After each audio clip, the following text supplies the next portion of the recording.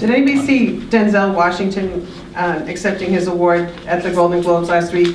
And he didn't have his glasses, and his wife didn't have her glasses, and nobody could read the thing. The struggle is real. This is a problem. So you had Denzel's glasses? I had Denzel's glasses. I got a phone and a pen. And, all right.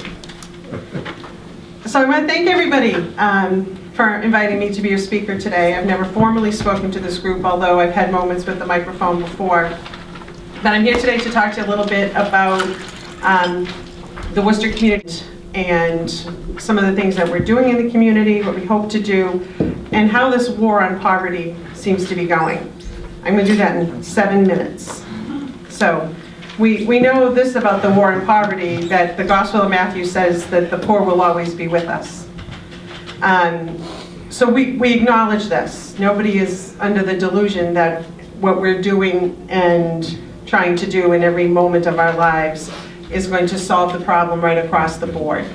But the community action agencies, the community action networks were established 50 years ago this year with the Economic Opportunity Act.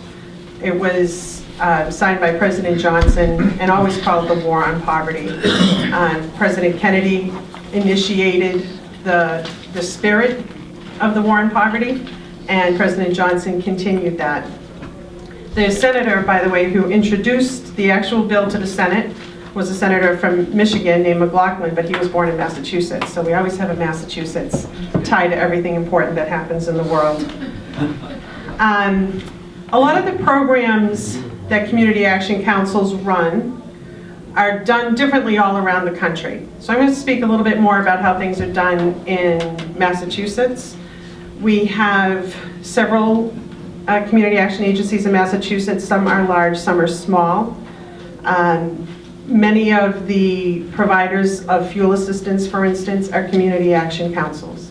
Our community action council runs the Head Start program in South Central Massachusetts. In the city of Worcester, the Head Start program is run by the Worcester Public Schools.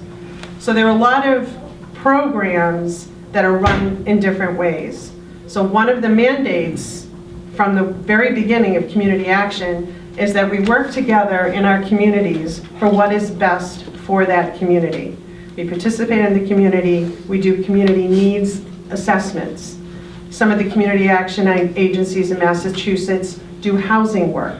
We specifically don't do housing work, but we work very closely with the Central Mass Housing Alliance, who is well prepared and greatly experienced in doing housing work in Massachusetts. So it's an interesting mix. It doesn't fit any rigid bill. It's not testable like MCAS and school testing. We don't all fit into the same type of program. But we do work together. We work on national initiatives. But most importantly, we work on local initiatives. What do people in Worcester need? Our agency serves, well, we count the number of communities. I'm looking at Ellen because she's one of the people that helps do a lot of our marketing and publicity and write our reports. Among all of our programs, we touch about 42 communities. The fuel assistance program and the energy efficiency programs that I oversee touch about 32 communities. So we go Worcester, west out to around Warren. We're up Holden and Paxton to the north, Southbridge, Webster, Dudley, and so forth to the south.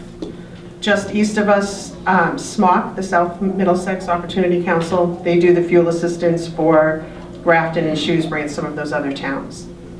The city of Cambridge, for instance, runs its own fuel assistance program. So ours is on the large side. We have a large geographical area. We take about 15,000 fuel assistance applications every year on paper, many through the mail. It's a very manual process. We have well-trained staff, very dedicated, almost a vocational passion to do this work staff, which I'm very grateful every day to work with. We have all sorts of mandates to meet, a lot of accountability, a lot of transparency. It's very difficult in a transient community to determine who lives in an apartment, who moved in this winter, who moved out this winter. So we spend a lot of time trying to validate the information that our clients provide to us. Probably a third, I shouldn't say probably, a third of our applicants are senior citizens. A third of our applicants have wages in their household. So you're eligible for a fuel assistance benefit if your income falls under 60% of the state median income. So for a household of 4, that's about $63,000. So a lot of people might be eligible for a small benefit that wouldn't understand that that threshold is as high as it is. The importance of making some of those thresholds high is that when people do come off unemployment or they graduate with that degree or certificate and they get out into the workforce and they're in an entry-level position, the difference that the $300 or $500 of fuel assistance makes is tremendous. Because if people lose all their benefits all at the same time, sometimes the cycle breaks immediately and they have to start again. So those moderated tiers of benefits are very helpful for a lot of our clients. We spend a great effort providing energy efficiency work and weatherization work to the homes of people who receive fuel assistance, whether they're tenants or homeowners. And the less heat that goes out the window, the less heat they'll need to use. So we're grateful this year that the price of oil is very low, very grateful. But we know this is a volatile economy that's causing the price of oil to be very low, so we can't be too short-sighted about that. Electric and gas heat is still high, propane is still high. A lot of our folks that live in mobile homes, they heat with propane and other expensive sources of heat, and it's tough to measure. So when I talk about my glasses and say that challenge is real, it's nothing compared to a lot of these people have. When somebody's heating system fails them and they don't have heat running through their house, a lot of people say, well, they'll have space heaters and so forth. But you know what they don't have is hot water. So households with children or people who need to go to work, if you don't have hot water, you can't take a shower, you can't often do your laundry. People who have to go to the laundromat, rinse things out in their bathrooms and dry them when they use them frequently. All of these obstacles are obstacles to advancing our entire community. So these little incremental pieces of help, heating system repair, energy efficiency work, and so forth, really go a long way to building the strength of our community for the long run. Every year we have about the same number of new applicants, which means that there's transition. Every year there's people that don't apply anymore because they got a better job. But somebody else might have lost their job or suffered a catastrophic illness or a divorce. There's all sorts of things that put people into the situation where our programs can benefit them. But that's enough about the heating system and weatherization work. I want to tell you about one of our other big and very important programs, which is our Job and Education Center. So catching up from where Mike picks off with, drops off with the kids, our Job and Education Center services young people, generally at-risk young people, and helps provide them with their high-set certificate, which is what they call the GED now. A lot of these students are at risk, haven't survived in school, dropped out, had to go to work and came back. So now they're going to have an educational degree so that they can take that to the next step. We also have work readiness programs. So we teach people how you use the computer, how you write a resume, how you behave in the workforce. We do internships. We arrange for all sorts of experiences for these students to match what their aptitude is. And that's going to make them more successful in the long run. WCAC is also the lead in the Youth Works program in the summertime, where we have, it's a subsidized program where state and city money is used to pay youth, disadvantaged income eligible youth, to have summer jobs and get out there and have some experience in the workforce and get a paycheck and learn how that feels. What are you going to do with this? How are we going to help you to manage that? And then we supplement that one step further with asset development programs, help people understand how to save, how to budget. We had a program for a long time that we don't have in-house anymore, but we're still connected with, called More Than Wheels. So the More Than Wheels program helps people repair their credit, understand how the system works, and then helped them to purchase a car. And then they have the car to go to work. So if your car breaks down and you can't fix it and you can't get to work, you lose your job, it's a very cyclical problem. So some of those fundamental pieces are going to help in the long run to build up the community. So I know I'm famous for saying more than I need to say, so I don't want to go on too long. I'm wondering if anybody has any questions. Yes? Making homes more energy efficient, there's the Mass Save program. Is yours similar to that, or do you use the same vendors, and or how does it work with you guys? That's a really good question. Everybody on your electric bill or your gas bill pays a fee that supports Mass Save. In the low-income community, that money comes to us. So the work that you can have done at Mass Save, where you have an energy auditor come in, they replace the light bulbs, they'll do some air sealing, they'll explain energy efficient appliances and so forth to you. We do that for the low-income population that we serve. And any weatherization work that is done as a result of that is free to them. Because it's hard for them to afford it. So if you have a Mass Save audit, and has anybody ever done that? It's worth doing because you can have them over and over again. They'll come in, they'll tell you what they recommend you do for your home and what your savings will be, and they're going to tell you how much it's going to cost. There's a subsidy, there's a rebate associated with it, but if you don't have money to pay it out of pocket, you're not going to do it. So we do that Mass Save work. We weatherize 305 homes in greater Massachusetts. We also have Department of Energy funding to do weatherization as well. Could you describe what your funding sources are? That's a good question. I did actually bring a pile of annual reports. Our new annual report's going to be ready very soon, so that they're itemized in here. But a lot of our funding is federal. The fuel assistance funding, for instance, is a block grant that comes to the state and is divided among the agencies and the providers by the Department of Housing and Community Development, as is the CSBG, Community Service Block Grant. That's a federal program that allows us to pay for some of our overhead and our capacity building and to bring in smaller programs that aren't self-sustaining. But then we have some smaller programs, and we go after grants all the time to help support what we're doing. For fuel assistance above the federal money, sometimes we get state money, but we also have a generous pool of donations that people in the community have provided to us, banks and foundations and so forth. So when people exceed their benefit level and they're still out of fuel, or when they're just a little over income, or they really can't prove that Sue doesn't live in this house and therefore we can't complete their application, but we know they're in need, we use those donated funds to help them. You say you have a certain amount of new applicants each year for benefits. Can you tell a difference between the percentage of those who are new applicants because of changed circumstances as opposed to those who had benefits in a different area and then moved into this area? That's a good question. The question is, can we tell if a new applicant just happened to move here and received benefits elsewhere, or if this is the first time they've ever had to receive benefits? People who receive benefits elsewhere, we refer back and forth. We do ask, have you received benefits in another, or have you received benefits in the past?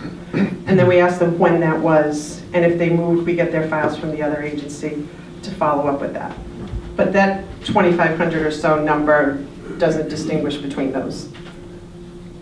Yes? So in the world of big data, how come you don't have a shared service computer platform with the other community action councils? That's a good question too. So each community action council is their own separate private nonprofit. And they're very, very protective of their data. So even the state reports don't often give us all the information. However, this year for the first time, we worked together with the software agency that creates the program that we operate under. We all use the same one now, which even wasn't the case when I started 4 years ago. And they have now established a portal where we can look at past information specifically on the fuel assistance piece. So we can say this agency has this higher percentage of X. So we can look at a variety of demographics. So we're moving in that direction. The purpose that we did this was so that we could give elected officials accurate information, because some agencies are better at it than others. And if, elected officials' territories might cross multiple agencies from time to time, so they really didn't know what we were telling them. So hopefully this clears it up. We're moving that way. Beth? A veteran receiving compensation, what income has to be reported? Veterans getting comp from the VA, Social Security, does that have to be reported when applying for benefits? Yes. All household income Okay. has to be reported. So every member of the household. And I brought some information about that in the back that people can take with them when they leave as well. Ron. So are you contracting with the individual suppliers of fuel, and is this low cost year a benefit to the program? Yes. So it's interesting. That's one of the things I thought to bring up and I skipped it. But our fuel delivery is through as many of the fuel deliverers in the community as would like to participate. So most of the oil companies do. The very small ones, I have to say, have a hard time meeting our demand, because sometimes we have to meet the state's demand and say, well, you need to get them a delivery within X number of hours and so forth. So we do contract with local people. And I didn't answer that question to you either, Matteo, about the contractors on Mass Save. Some of the contractors we use are the same, but we have to use the ones that meet our guidelines. But the benefit level is set by DHCD for each household, and generally is adjusted sometime in the middle of the year to adjust for whether or not we get all the money from the federal government that we're supposed to get. Sometimes we don't, and what the market is doing. So this year, when the adjustment is made, they probably won't move up the delivered fuel benefit the way that they would do if the cost of delivered fuel was higher. But if people have money left at the end of the year that has not been spent on oil because the price is so low, we'll pay that towards their electric bill. We don't always get to do that, but we'll be doing that this year. Yes? So let's move over to Head Start. First part of this is what ages are you serving? The second part is, are all children that apply, are you able to accommodate all children that apply? And if the answer is no, what percentage can you accommodate? To tell you the truth, I don't know. Okay. That I'm a little bit close. Ellen might know some of those numbers. We do have a wait list.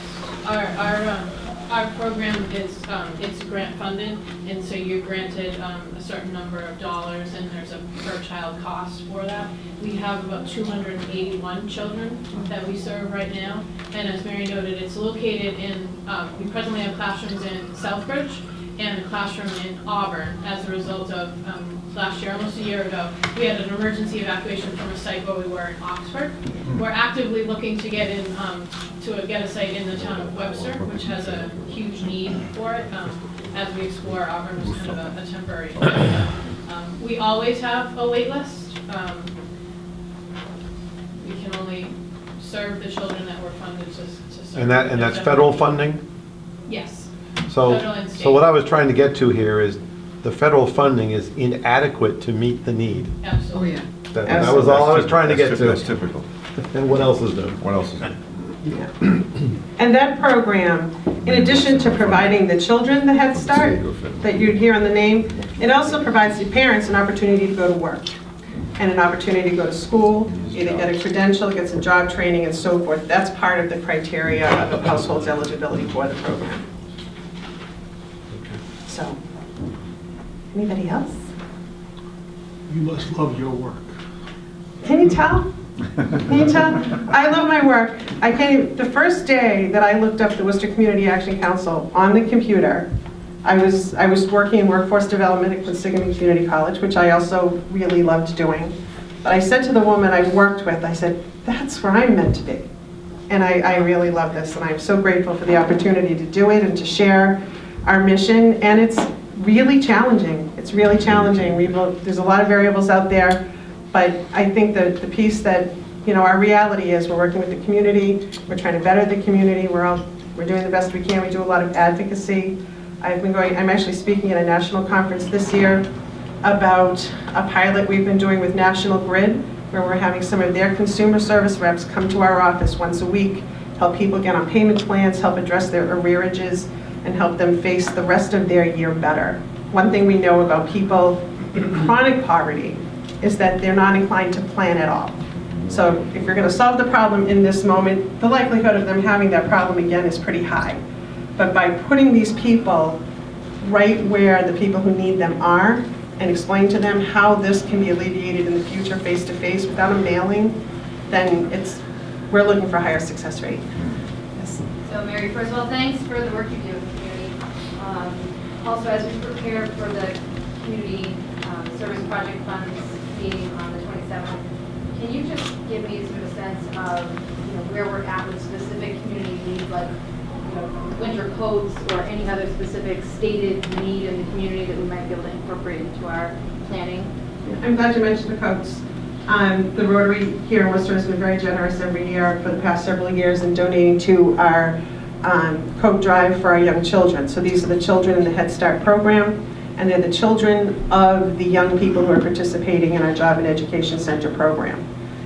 Sometimes they need another coat after that first coat is there. They get lost. Sometimes they're taken by their cousins and so forth. So that's an ongoing need, and we're grateful for that. There's no federal funding for coats for children. Sometimes a family will come in to apply for fuel assistance, and we'll see that the children are woefully underdressed. And if we can scrape up a coat from a closet for that child, we'll do what we can do.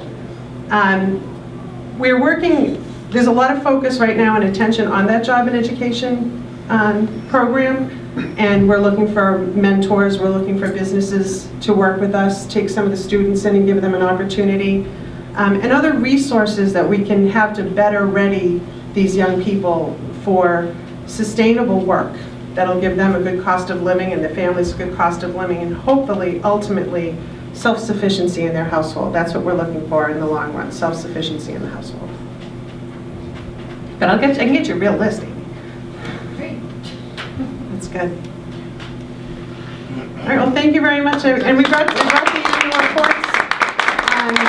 Sometimes sanitizer and pens and things, if anybody would like some. And if anybody knows family members or friends or neighbors that might benefit from this, feel free to email me privately. I'm happy to give somebody a call and talk to them about something that we might be able to help them out a little bit with. Thank you.